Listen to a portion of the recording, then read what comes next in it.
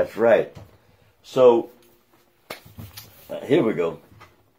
I'd like to, my good friend Massimo Baraldi, I can't keep up, he's already got another book out right now, but this is the book, this is a book that he's promoting now that just came out recently, 3 Days in the Life, where he talks to some very interesting people that he's met and that he had occasion to ask some questions about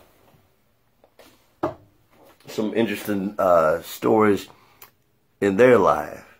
You know, three different moments, and he's really enjoying some great success with that. Of course, this is my favorite that he's written here.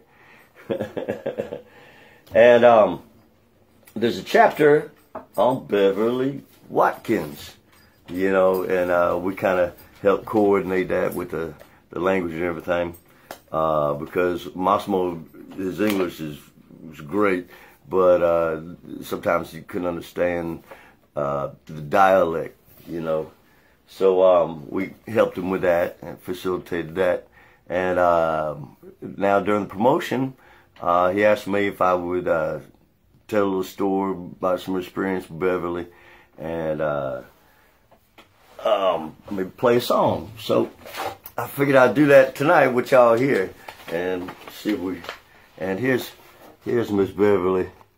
Yeah, there we are. That's on the Music Maker tour. This might be in Atlanta, because this was a very when the Music Maker tour came around in Atlanta, there was Taj Mahal was a headliner. We did that for a couple of years, touring all the beautiful venues all around America. This might be the Great American Music Hall, but I think this is Atlanta. I think this photo was taken in Atlanta, and that was a really amazing thing. And Beverly, I don't know if y'all hear the dog howling. You can let him go, it's fine. But Beverly, she was very inspirational to everyone. But I really got to see when women and girls, when they would witness her playing, that really moved them, you know. And the word kept coming up, inspiring, you know, that she was like. And people said, "Oh, well, you play guitar like a man. How did you do that?" You know, and they were trying to be complimentary, you know, like that it takes a man to play guitar or something, I guess. But she said, "No, I play guitar like a woman." And she burned that thing up, man. But I remember first time that we went overseas together. My band was backing her up in Lugano at the Blues to Bop Festival in Lugano, Switzerland. It's a very wonderful festival organized by Mr. Norman Hewitt, God rest his soul. And it's just a very beautiful experience where musicians were encouraged to collaborate and enjoy each other's company and just be free about it. So we just had a wonderful time. The energy of the people. This is the Ticino area of Switzerland is Italian culture, music and the food, and it's very robust. We had a lot of fun, and I remember that Norman had a lot of extra work for us who were willing and able, you know, who were flexible. So we were doing we played, I think the festival started on Thursday, so we did Thursday and Friday. We're having a great time. And in the mornings, we were doing some things for some of the sponsors. And I believe it was on Saturday that just Beverly and I went up, way up in the mountains, you know, switchbacks, you know, way up there in the Alps, you know, to play these little tiny villages. And I remember they were having festivals. I can't remember what festival was happening, but it was in the summertime, but it was really cold way up there in those little villages, ancient villages up in the mountains. Those people were just so joyful. And Beverly and I were like, whew, we were really happy to be there, but we were cold. We did not know we were going to be in the cold. So the woman who brought us up there, that she said, "Hey, you know, would you like some hot coffee?" And I never drank coffee, you know, I never really cared for it. But I was like, yeah, you give me, please. I'd like to have some coffee to warm up a little bit. And Beverly and I had some coffee. They brought it little tiny cups. I didn't understand at the time about espresso, you know. So I was like, hey, can you bring me a whole lot more? I need a lot. So they just kept bringing all these espressos, man. And then I was, boy, we really played it with some energy. Meanwhile, way down in Lugano, we were late to be playing on it for the festival at the stage, you know, even though it was the festival that brought us up there. And so our band, the band was like, they started playing some jazz standards or whatever. Like, well, we're sorry, but Beverly Watkins is late. We don't know where Mudcat and Beverly are. But we finally arrived, and the whole crowd was like, I mean, we're unknown, playing this big festival, but we're unknown. They acted like we were superstars. The whole crowd just went, we got on that stage with all the energy, and, you know, foot off the ground, you know. And we just had such a ball. But I think that was the most rocking set that Beverly Watkins and Mudcat ever played. It was on the power of that espresso that we learned about that day. And one day I'll tell you this story about when our first time with Grappa. That was on the same trip. But I want to do the song that from a dear friend of Beverly and myself, Mr. Grady Fats Jackson, who's an amazing human, who has an amazing story himself.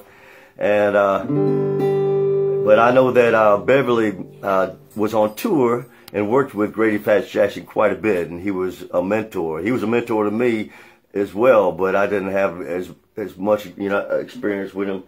I did quit more than one job to play with him for free at old folks' home, which he liked to entertain at the retirement communities up there by the Darlington. I forget what that one is called. But anyway, this Grady Fats Jackson, this is his most famous song.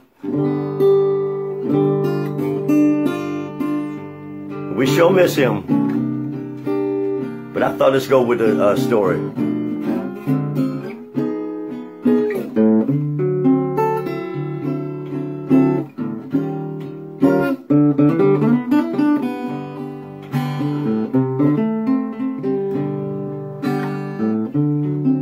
I'm gonna wake you in the morning just like it should be done.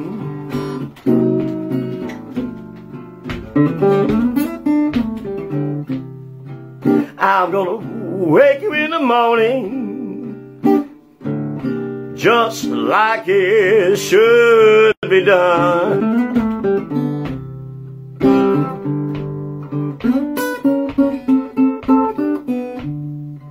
This has to happen, baby.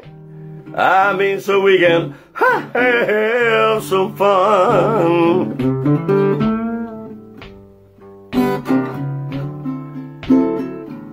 We're gonna put on a pot of coffee, let it come to a boil.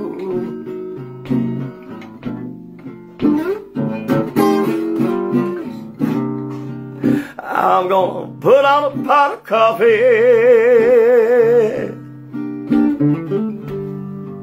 let it come to a boil.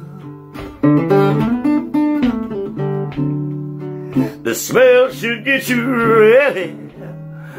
I mean, so we can have a natural ball. Now, Grady Fats Jackson, he used to play 3 saxophones simultaneous. You thought there was a leak coming out of my mouth, didn't you?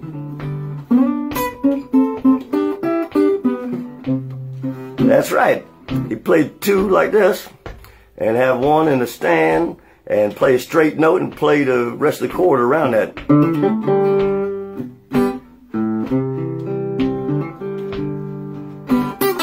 What a great showman. And he was the president of the Musicians Union. tell you about that some other time.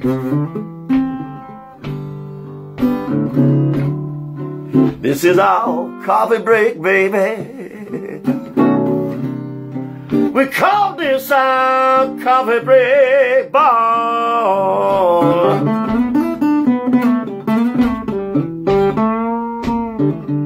Ooh, this is our coffee break, baby. Call this our coffee break ball.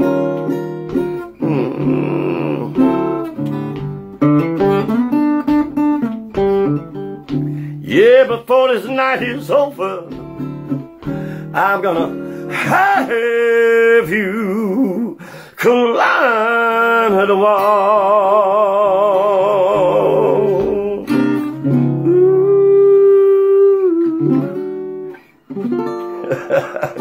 Resolve. Hey, yes. Beverly Guitar Watkins, sure miss her. Yeah, she's up there on the wall, and she's all around us, you know, this. So, thank you, Massimo, for keeping her memory alive. There's some very interesting stories in her, and Beverly's chapter is pretty cool.